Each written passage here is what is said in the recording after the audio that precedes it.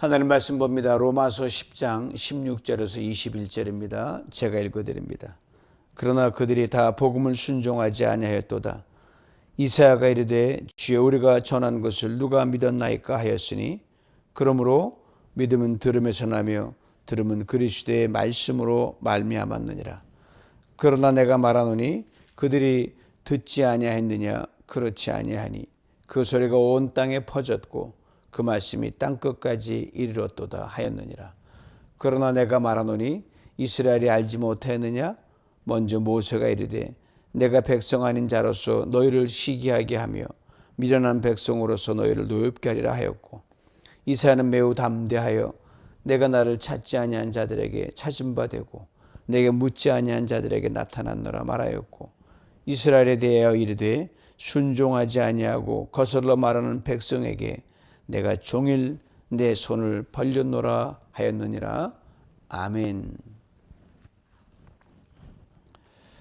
종일 손을 벌리신 하나님, 우리 하나님은 끝까지 포기하지 않으시고 우리가 거절하고 멀리 도망가도 하나님 속도 없으시고 그렇게 쫓아오셔서 우리를 찾으시고 돌려주시고 하나님 백 살아갈 수 있도록 은혜를 주십니다. 이스라엘 역사를 통해 우리에게 분명히 말씀하고 바울이 그래서 오늘 본문을 통해서 강하게 우리에게 일깨워줍니다. 사랑하는 성도 여러분, 그리스도인으로 살아가면서 감사해야 될 가장 큰 이유가 무엇이라고 생각하십니까? 하나님 은혜를 주셔서 예기치 않은 복을 누리게 하시고 평안케 하시고, 물론 그렇죠. 가장 큰 감사는요, 바다의 모래알처럼 무수히 많은 사람들이 있는데 그 중에 여러분 한 사람이 예수를 믿고 구원받았다는 사실입니다. 이건 가장 큰 감사예요. 우연이 아니거든요. 나의 능력이나 나의 지혜 때문도 아니거든요. 오직 하나님의 전적인 간섭과 당기시는 힘으로 그냥 구원 안에 잡아 끄신 거예요. 하나님 나를 택하시고 불러주셔서 세상 가운데 방황하는 나를, 전후좌우 분별하지 못하는 나를 주님의 품으로 이끄셨습니다. 최고의 감사고, 매일 아침 생명의 신을 깨면 그런 날을 또 하루의 시간으로 붙일 수 있고 또 감사하죠. 둘째는요, 그러니 하나님을 이제 멀리 계신 분이 아니라, 무지막지한 큰 하나님이 아니라 아버지라고 부를 수 있는 자녀가 되었다는 사실입니다. 이 세상 사람들은 그들의 돈과 권력과 명예를 얻고 또 그걸 자랑하며 살아갑니다. 자랑할 만하죠. 열심히 노력에 대한 대가니까. 그러나 그것들이 이 땅에서만 유효합니다. 우리가 하나님 아버지를 모시는 특권은요, 이 땅에서 유효한 것은 물론이거니와 영원히 우리에게 이어질 하나님의 나라, 기업을 상속받은, 이건 세상의 그 어떤 초기업을 다 합쳐놓은 그들의 기업 평가보다도 더 많고 상상할 수 없습니다. 큰 은혜죠. 구원받은 것도 감사한데 자나 삼아주신 것, 이 두 가지만 생각해도요, 오늘을 잘 살아갈 수 있지 않겠습니까? 그러나 그리스도의 감사, 여기서 멈춰서는 안 됩니다. 왜? 내가 구원받고 내가 안전하다, 나 정말 이거는 뛸 듯이 기쁘죠. 그러나 우리 마음속에 간절한 소원이 부를 때 일어나야 됩니다.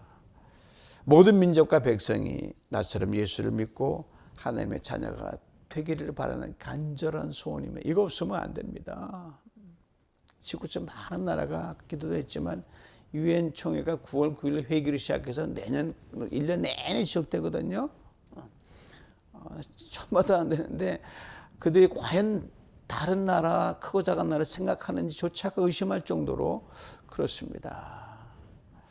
참으로 그렇죠. 바로 우리가 그들이 받은 것을 나누지 않기 때문에 그렇고, 더욱 그들이 리그라고 하지만 예수 복음 안에서는요, 나만이 독점해서는 결코 하나님이 정말 싫어하십니다. 복음은 개인의 소유물이 아닙니다. 우리 민족의 독점물도 아닙니다. 복음은 나누어야 되고 흘러가야만 되고 그것도 도저히 강물처럼 흘러가야만 됩니다. 그리고 열방으로. 하나님의 구원의 섭리는 깊고도 신비롭습니다.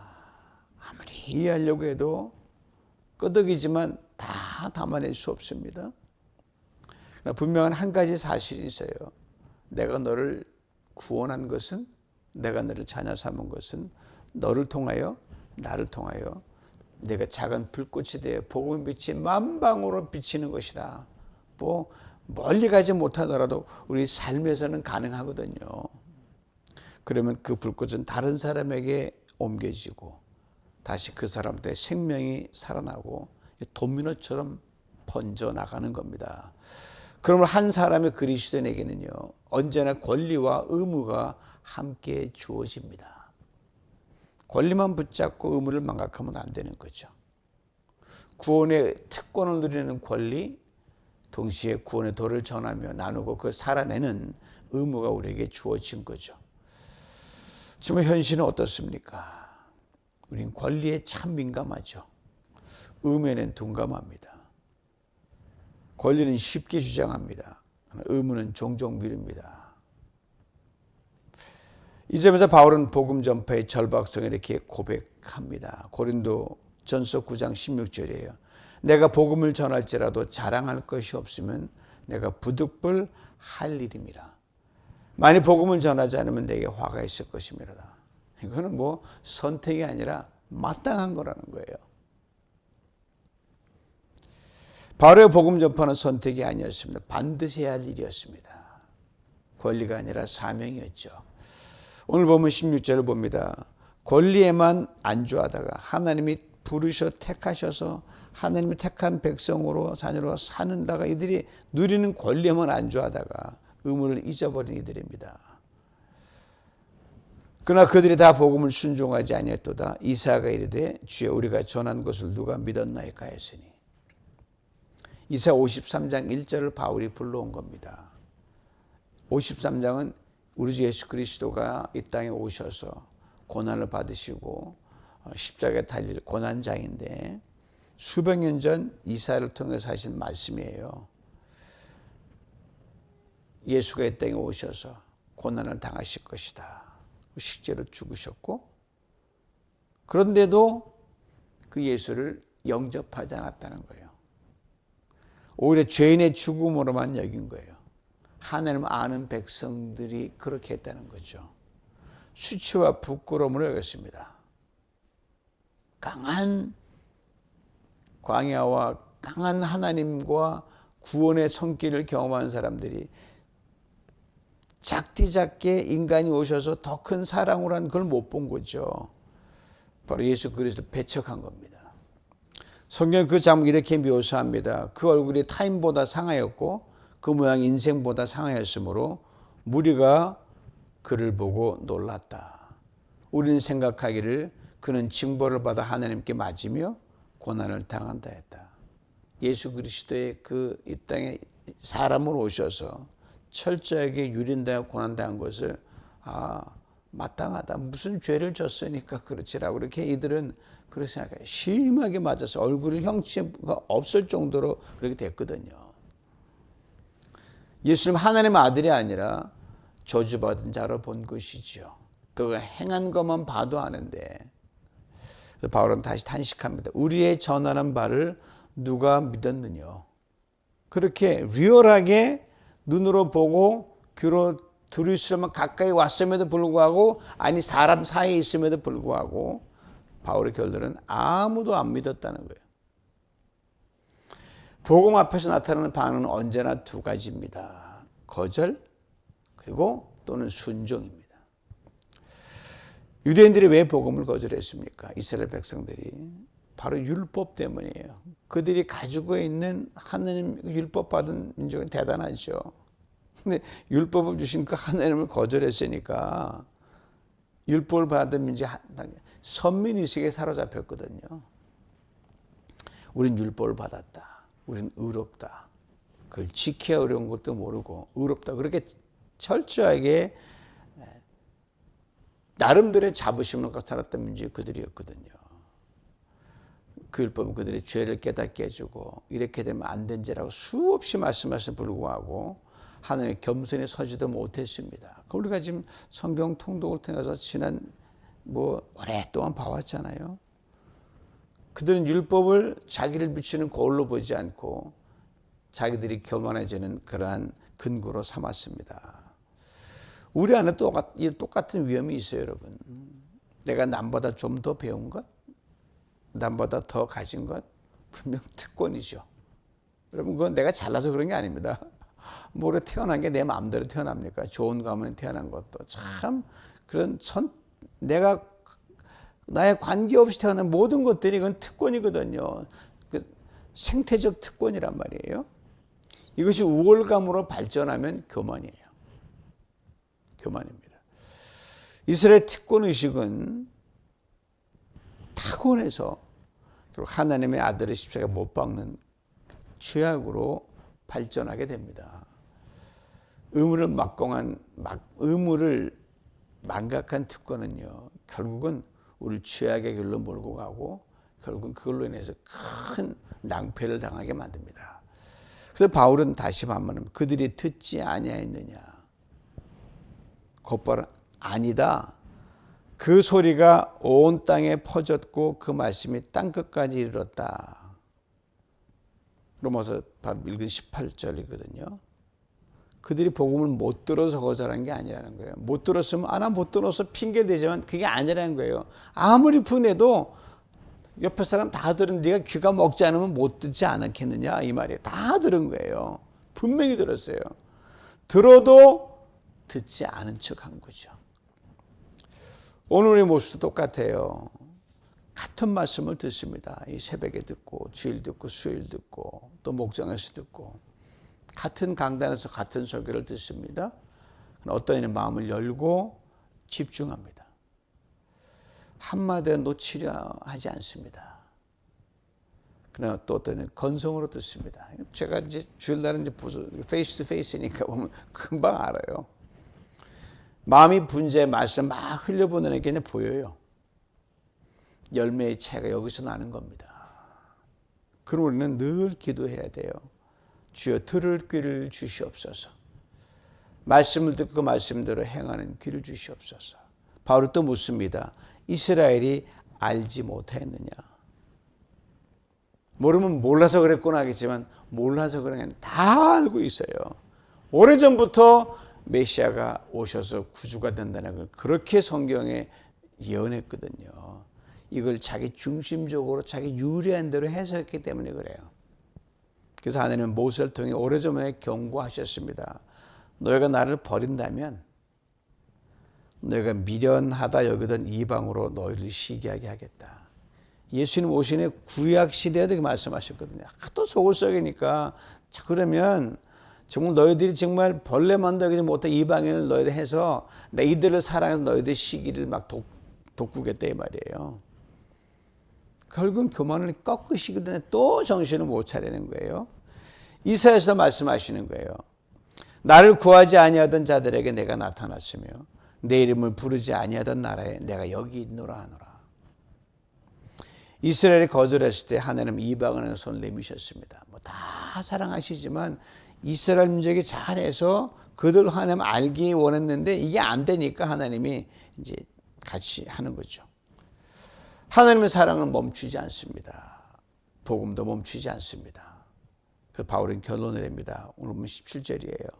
그러므로 믿음은 들음에서 나며 들음은 그리스도의 말씀으로 말미암았느니라. 믿음은 반드시 말씀을 듣는 것에서 시작이 됩니다. 거기서 멈추지 않습니다. 말씀을 듣고 삶으로 행할 때 믿음이 자라납니다. 우리 흔히 저 아이 참 말 잘 듣는다 그럴 때가 있잖아요. 단순히 귀가 밝다는 게 아닙니다. 부모의 말을 잘 듣고 그대로 행한다는 걸 거의 전제하고 있습니다. 믿음도 마찬가지입니다. 말씀을 듣고 그 말씀대로 행할 때 참된 믿음이 세워집니다. 잘 들으면요, 잘 행하게 되어 있어요. 결국은 잘 못 듣기 때문입니다. 그러므로 우리는 항상 말씀 앞에 마음을 활짝 열어놔야 됩니다. 성경을 읽을 때, 설교를 들을 때, 이 말씀 내게 주시는 말씀이다. 그렇게 받는 이때 total acceptance야. 그 receptibility, 이 수용성이 뛰어나야 되거든요. 그러면 성령께서 마음을 움직여 주시고 행하는 힘도 주시는 겁니다. 성령 충만한 것 말씀 충만이거든요. 또 기도가 필요하죠. 기도는 마음을 옥토로 만드는 첩경이거든요. 기도가 말씀의 씨앗을 심을 수 있는 밭을 준비하거든요. 여러분 통독 말씀 읽으면서 그 말씀을 생각해서 묵상한 대로 여러분들에게 카톡방에 올려놓잖아요. 제가 믿음 목장, 충성 목장, 사랑 목장, 온유 목장 다 봅니다. 참 너무 감사하고 저도 그거 보고 많이 은혜를 받습니다. 날마다 그걸 기도해야 돼요. 주님, 오늘 들은 말씀이 내 말씀이 되게 하여 주시옵소서. 가장 귀한 기도죠. 오늘 마지막을 봅니다. 하나님 안타까운 마음이 들어있어요. 순종하지 아니하고 거슬러 말하는 백성에게. 자, 순종하지 않으면 버려야 되잖아요. 거슬러 말하는 백성이 맨날 하면 엉뚱하게 제대로 듣지 않고 자기 식으로 해석해서 엉뚱하게 반응하니까 그 한두 번도 아니고 그건 뭐가 좋다고 자꾸 하나님이 쫓아가십니까? 그런데 하나님은 속도 없이 계속 손을 내미시길래 하루 종일 손을 내미시는 거예요. 하루 종일. 여러분 손이 이렇게 뻗어 손을 내밀려 잠깐에서 팔이 아파요, 여러분. 하나님은 하루 종일 내미시는 거예요. 이스라엘 하나님은 거절했습니다. 하나님은 종일토록 손을 벌리셨습니다. 징계마저도 버림이 아니라 다시 품으려는 사랑의 손길이었습니다. 하나님은 태초부터 지금까지 우리를 향해 손을 거둔 적이 한 번도 없으셔요. 거둔 것처럼 심판이 보이지만 아닙니다. 그 속에 너무너무 사랑하시니까. 사랑하는 성도, 오늘도 하나님 우리를 향해 손을 벌리고 계십니다. 잠들 때에도, 우리가 불순종할 때에도, 우리가 잘 나갈 때도 못 나갈 때도, 넘어질 때도 여전히 손을 내밀고 계십니다. 지금도 그 손을 다시 한번 믿음으로 꽉 붙잡고 늘 더 강하게 부여잡는 우리 모두가 될 수 있기 원합니다. 그 말씀을 듣고 믿고 행하는 삶을 살아갈 수 있기를 원합니다.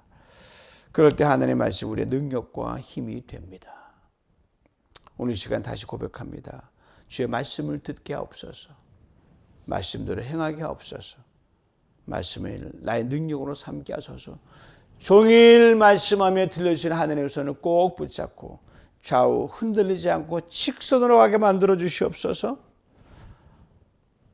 이 은혜가 우리 모두에게 충만한 오늘 하루, 복된 주일, 우리 평생 되기를 주님의 이름으로 축원합니다. 하나님 아버지 감사합니다. 오늘에게 말씀을 들려주시니 감사합니다. 수많은 사람들 가운데 우리를 먼저 불러주시고 예수 그리스도를 믿게 하시고 하나님의 자녀 삼아주신 은혜를 감사합니다. 주님, 우리는 구원의 특권을 누리면서도 의무를 너무너무 자주 잊고 살았습니다. 복음을 전해야 할 사명보다 우리 삶으로 복음의 빛을 발해야 될 그러한 당연한 의무보다 내 삶의 권리와 이익을 앞세울 때가 참으로 많았습니다. 이 시간 우리의 교만을 용서하여 주옵소서. 주 우리에게 들을 귀를 주옵소서. 말씀을 들을 뿐 아니라 그 말씀대로 순종하는 믿음을 주옵소서. 하루하루 성령님의 말씀을 생각나게 하시고 그 말씀에 살아가도록 오늘도 붙들어 주옵소서. 내일도 붙들어 주옵소서. 그렇게 우리 생명 다할 때까지 붙들어 주옵소서. 우리 안에 있는 특권의식과 우월감을 내려놓게 하시고 오직 은혜로 구원받은 자임을 고백하게 하옵소서. 주님이 우리에게 내밀어 주신 그 손을 꽉 붙잡고 날마다 말씀 안에서 걸어가게 하여 주옵소서. 우리를 통해 복음이 흘러가게 하옵소서. 가정에서, 일터에서, 삶의 모든 자리에서 복음의 불꽃이 퍼져나가게 하시고 생명의 도미노가 일어나게 하여 주옵소서. 오늘 내가 종일 내 손을 벌려놓으라 말씀하신 하나님, 그 사랑과 참으심과 인내 앞에 우리의 마음을 드립니다. 생각을 드립니다. 의지를 드립니다. 삶을 드립니다. 순종하며 살게 하시고 말씀 우리의 능력과 힘으로 삼게 하여 주옵소서. 주 예수 그리스도의 이름으로 기도하옵나이다. 아멘.